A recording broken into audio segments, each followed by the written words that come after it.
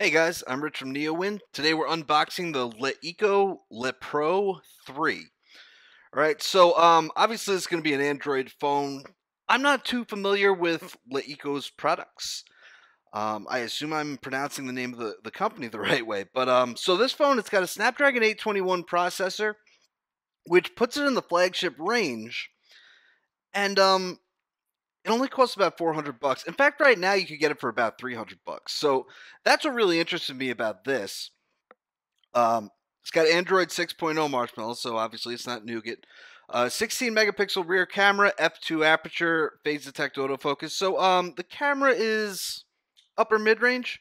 Front facing camera is 8 megapixels, f2.2. All right, let's just take it out of the box and see what works. By the way, it's a really nice box. So we have a shiny fingerprint reader back here, all metal unibody design. Kind of a HTC One style.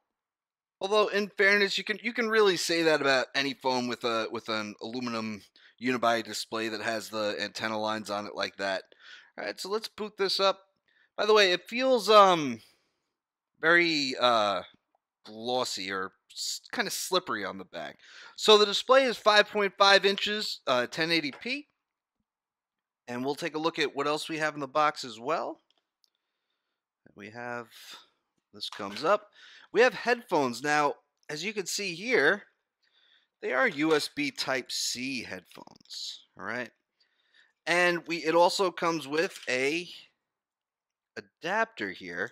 So you can use your favorite pair of headphones, similar to the iPhone that comes with the Lightning adapter. All right. And USB Type-A wall adapter and a USB Type-A to Type-C adapter for charging. Comes with 4% battery, so we're gonna have to come back to this and put it on a charger. All right, now I got this hooked up to a nice 10,000 milliamp hour battery. So before we go into setup here, there's obviously there's a SIM pin, some paperwork in here that we're not even gonna look at. We have a clear case, which is helpful. I should probably use it since I've been reviewing the HTC U Ultra, and this thing took about a 2-foot drop onto a carpet, and I cracked the back of it. And that similarly came with a clear case, so maybe I'll snap that on there later. So that's what's in the box. As you can see, nothing else in here. And now let's take a look at the phone, because the setup clearly is different from Google's standard setup for Android. As you can see, select your country or region. Obviously, it's a completely different experience, which is kind of surprising. I don't know if I've ever seen an Android phone that's so different. So I'm going to set up my Wi-Fi and account information, and I'll come back. All right, so we can see after I set up Wi-Fi, it does kind of go to the standard Google setup. So let's see if this works. I haven't used this method in a while. Connecting to your device. Usually that was fingerprint. Yeah, I played a little Temple Run before. But yeah, so that's working. All right, gonna have to set up some two-factor. Again, I'll come back. All right, so while this is completing setup, which for some reason it looks really dim now. The screen didn't look that dim before. And it's not like waking up when I touch it. Might be the battery's getting low. I don't know. But one of the big selling points of this phone is that it's gonna have a 4,070 milliamp hour battery. So I've spoken to people from LeEco about this. They say that it should get more than a day of battery life. I've seen that claim from so many phones, and particularly Android phones. They make the claim, and yeah, on an average day, you might get over. You might get a full day of usage, but for the most part, that doesn't end up being the case. You take a trip to you got to go to work, commute. You can't charge if you have a job where you can't charge your phone. It just doesn't work out. So this does have a big battery, and we'll find out. Okay, so now it's asking me to sign into a LeEco account. Luckily, it looks like you can just do that with your Google account. Okay, so it's just throwing server errors at me when I try to set up this account. By the way, the screen is really dim. I'm going to have to adjust the brightness whenever I can get this going. We're going to add a fingerprint. All right, this is LeEco's setup here. You can see that it has that metallic fingerprint reader on the back. All right, that was simple and painless enough. Let's keep going. And we're going to continue. I like that they give you the choice to add multiple fingerprints there, because a lot of companies don't. You have to go into settings later, which is I always think it's a useless pain. Um, Font size, we'll just go with the default one there.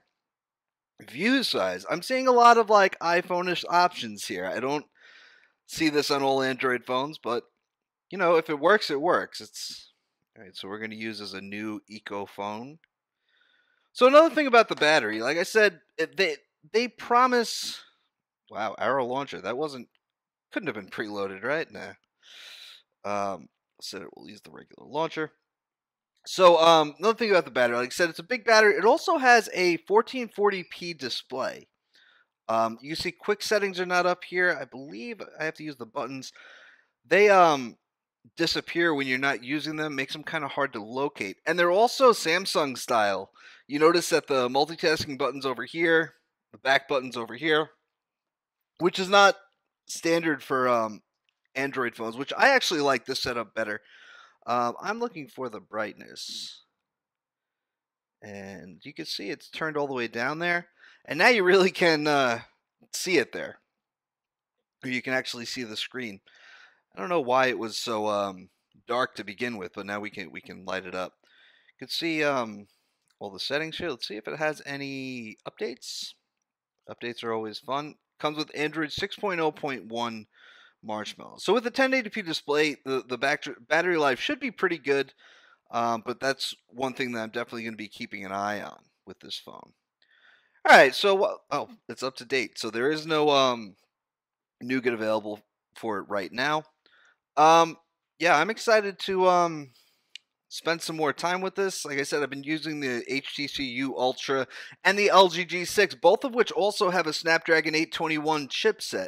So comparing the performance is going to be really fun. Obviously, none of those phones are on par with the Samsung Galaxy S8, which just came out, because that actually uses Qualcomm's newest Snapdragon 835, which is actually almost exclusive to that phone. There's also a Sony one, which I don't believe is on the market yet. They announced it. But that's it for now. So I'll have more about the LeEco Le Pro3 over the coming weeks. So make sure to check back. I'm Rich from NeoWin. Have a great night.